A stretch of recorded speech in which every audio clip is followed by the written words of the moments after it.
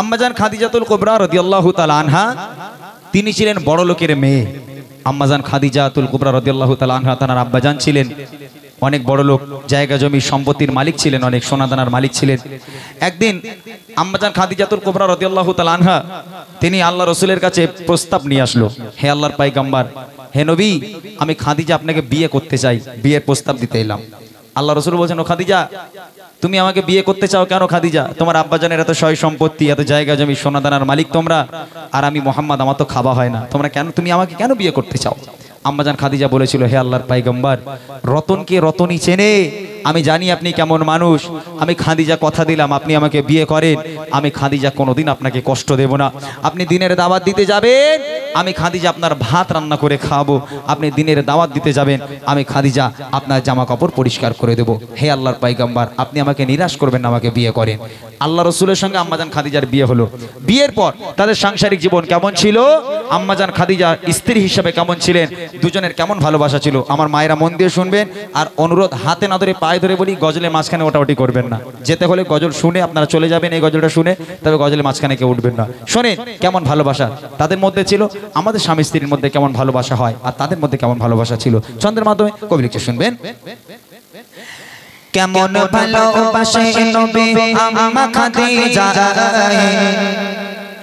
কেমন ভালোবাসে নবী আম্মা খাদিজা, যে ভালোবাসায় খুশি হবেন আল্লাহ দয়াময়, যে ভালোবাসায় খুশি হবেন আল্লাহ দয়াময়। কেমন ভালোবাসে নবী আম্মা খাদিজা, কেমন ভালোবাসে নবী আম্মা খাদিজা, যে ভালোবাসায় খুশি হবেন আল্লাহ দয়াময়, যে ভালোবাসা খুশি হবেন আল্লাহ দয়াময়।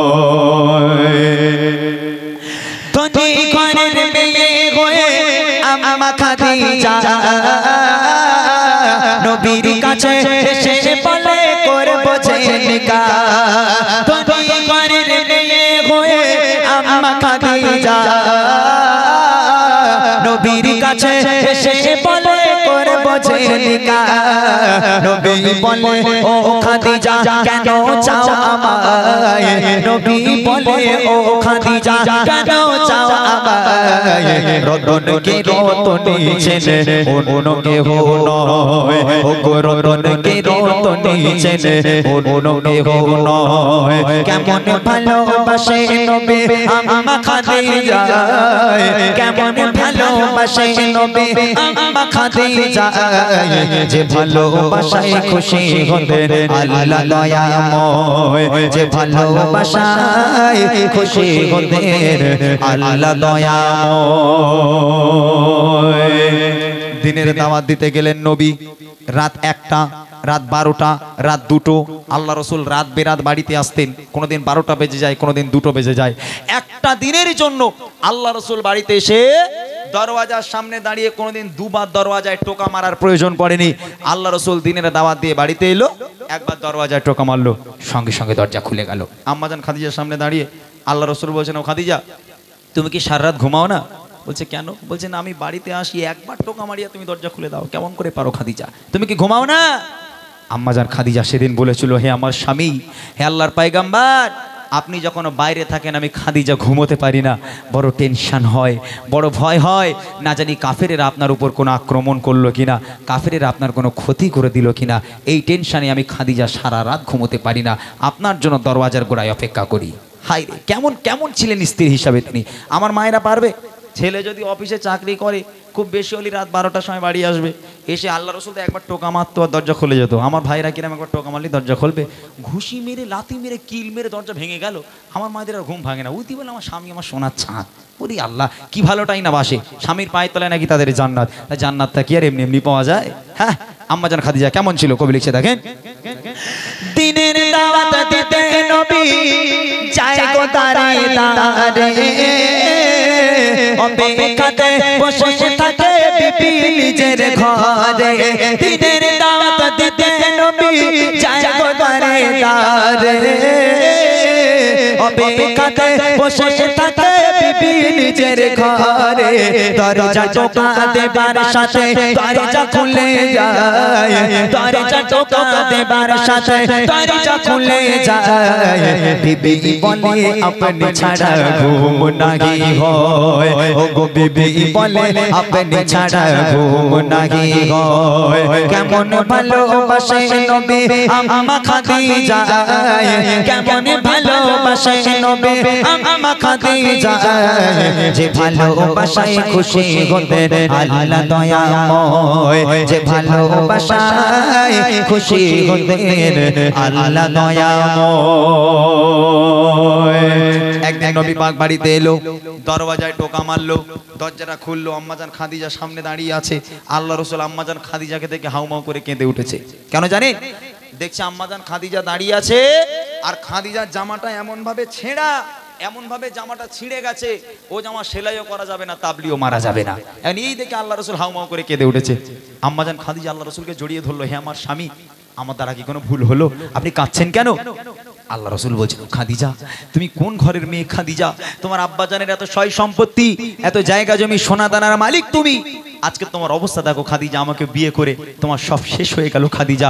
তোমার জামাটা এমন ভাবে ছিঁড়ে গেছে, আমি নবী তোমার জামা সেলাইও করে দিতে পারবো না। ও খাদিজা, আমি তোমাকে ভালো রাখতে পারলাম না। আম্মাজান খাদিজা আল্লাহ রাসূলকে জড়িয়ে ধরে কাঁদতে কাঁদতে বলেছিল, হে আমার স্বামী, আমি আপনার কাছে কোনোদিন কষ্ট পাইনি, আলহামদুলিল্লাহ খুব ভালো আছি। তবে জীবনে তো কোনো আবদার করিনি, 3টে আবদার করব, মানবেন? বলে চাও খাদিজা, কি চাও তুমি আমাকে বলো। আম্মাজান খাদিজা সেদিন বলেছিল, হে আমার স্বামী, আমার প্রথম নম্বর আবদার, আমি খাদিজা যেদিন ইন্তেকাল হয়ে যাব, ওই দিন দোকান থেকে কাফন কিনে আমাকে পরালে হবে না, তাহলে আপনার এই পিরান, আপনার এই জুব্বা মোবারক আমাকে কাফন করে দিতে হবে। দ্বিতীয় নম্বর আবদার, আমি খাদিজা যখন আমাকে কবরে শোয়ানো হবে, কবরে নামানোর আগে আপনি নিজে কবরে নামবেন, কবরে নেমে কবরের চারপাশটা একবার হাঁটবেন, কেননা আমি খাদিজা কবরের আযাবের ভয় পাই। কবর যদি আমাকে আযাব দেয়, পিষে দেয়, আপনার পায়ে ছাপ থাকলে কবর আমাকে আর আযাব দিতে পারবে না, ভয় পাবে। আর তৃতীয় নম্বর আবদার, মুনকার নাকির ফারিস্তারা যতক্ষণ আমার সওয়ালের জবাব কবরের মধ্যে না করবে, আমার কবরের ধারে আপনাকে বসে থাকতে হবে, বাড়ি যেতে পারবেন না। এই 3টে আবদার আমার রাখবেন। আল্লাহ রাসূল বলল, খাদিজা তোমার 3টে আবদার আমি মেনে নিলাম, 3টে আবদার আমি পূরণ করব। আমার মায়ের এরকম আবদার করেন আপনারা? ওসব না, আমার মায়ের দেখো সামনে বকরি দিয়ে যেতে, দীঘায় যাবে না, কবে যাবে? কদিন দিলে দীঘায় যাওয়ার কথা বলতে, সামনে আবার ঈদ চলে আসছে, দীঘায় যাবে না। আমার মায়েদের এসব আবদার। কিন্তু আম্মাজান খাদিজা কি আবদার স্বামীর কাছে করে, কবি লিখছে দেখেন, বিবি বলে ও গো স্বামী, মরণের পরে কবরে শোয়াবেন আমায় জুব্বা কাফন করে, কবরের চারিপাশে ঘুরবেন হেঁটে হেঁটে, কবর যেন নাহি পারে আমায় পিষে দিতে, থাকবে বসে ফারিস্তাদের সওয়ালের সময়, থাকবে বসে ফারিস্তাদের সওয়ালের সময়, কবরের কঠিন আযাব বড়ই ভয়ের হয়, ও গো কবরের কঠিন আযাব বড়ই ভয়ের হয়। কেমন ভালোবাসে নবী আম্মা খাদিজা, কেমন ভালোবাসে নবী আম্মা খাদিজা, যে ভালোবাসায় খুশি হতেন আল্লাহ দয়াময়, যে ভালোবাসায় খুশি হতেন আল্লাহ দয়াময়। ইন্তেকাল হয়ে গেল, আম্মাজান খাদিজা মারা গেল। প্রথম নম্বর আবদার, জুব্বা দিয়ে কাফন পরাতে হবে। আল্লাহ রাসূলের জুব্বা দিয়ে কাফন পরানো হলো। দ্বিতীয় নম্বর আবদার, আল্লাহ রাসূলকে কবরে নামতে হবে। কবরে শোয়ানোর আগে আল্লাহ রাসূল কবরে নামলো, কবরের চারপাশটা একবার হাঁটলো, হাঁটার পর এবার আম্মাজান খাদিজাকে কবরে শোয়ানো হলো। কবরে শোয়ানোর পর মুখটাকে কোন দিকে রাখতে হয়? কেবলার দিকে, পশ্চিম দিকে রাখতে হয়। তো আম্মাজান খাদিজাকে কবরের মধ্যে শুইয়ে আম্মাজান খাদিজার মুখটাকে যতবার কেবলার দিকে ঘোরানো হয়, আম্মাজান খাদিজার মুখটা ঘুরে অটোমেটিক আসমানের দিকে হয়ে যায়। আবার একবার চেষ্টা করা হলো, আবার একবার আম্মাজান খাদিজার মুখটাকে নিয়ে কেবলার দিকে ঘোরানোর চেষ্টা করা হলো, আবার অটোমেটিক আসমানের দিকে হয়ে যায়। আল্লাহ রসুলও পেরেশান, সাহাবারাও পেরেশান, কিবলার দিকে কেন মুখ ঘোরে না, সব টেনশনে পড়ে গেল। আবার একবার চেষ্টা করা হলো, আবার একবার আম্মাজান খাদিজার ওই মুখটাকে নিয়ে কবরের মধ্যে যখন পশ্চিম দিকে ঘোরানোর চেষ্টা করা হলো, আবার আসমানের দিকে হয়ে যায়, কোনো মতে মুখ ঘোরে না।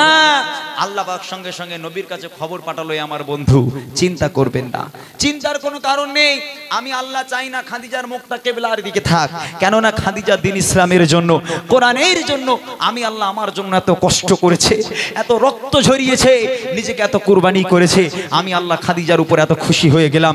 আমি আল্লাহ চাই না খাদিজার মুখটা কিবলার দিকে থাক, আমি আল্লাহ চাই খাদিজার মুখটা আসমানের দিকে হয়ে থাক, যাতে করে আমি আল্লাহ আরশে মুআল্লায় বসে বসে আমি আমার খাদিজাকে কবরের মধ্যে প্রতিনিয়ত দেখতে পারি। একবার জোরে বলুন, জোরে হবে না সুবহানাল্লাহ? এ কেমন নারী ছিল?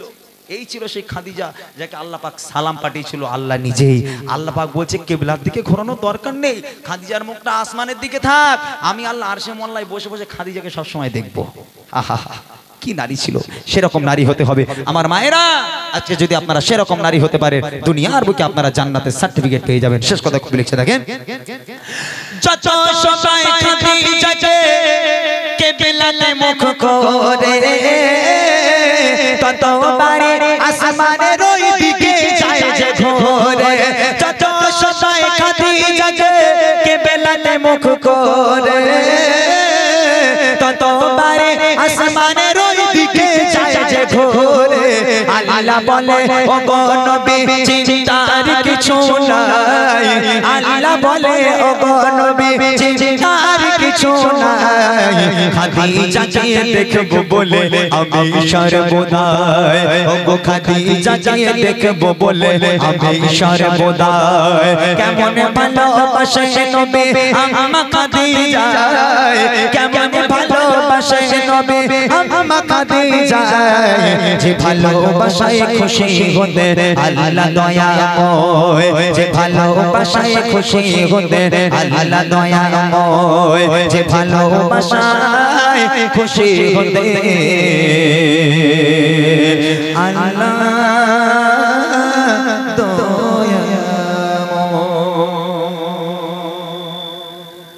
মাশাআল্লাহ, শুনলেন সুন্দর কালাম। আমার মা বোনেরা যদি ঠিকঠাক করে শুনে থাকেন, এই মোতাবেক ইবাদত করবেন, ইনশাল্লাহ আপনাদের জন্য জান্নাত হাসাহাসি করছে যে আমার মায়েরা আসবে আর জান্নাতে ঢুকবে। আর যদি আপনাদের সার্টিফিকেট আমাদের এই ভাইরা দিয়ে দেয় যে সেরকম ব্যবহার আমাদের সাথে করে না,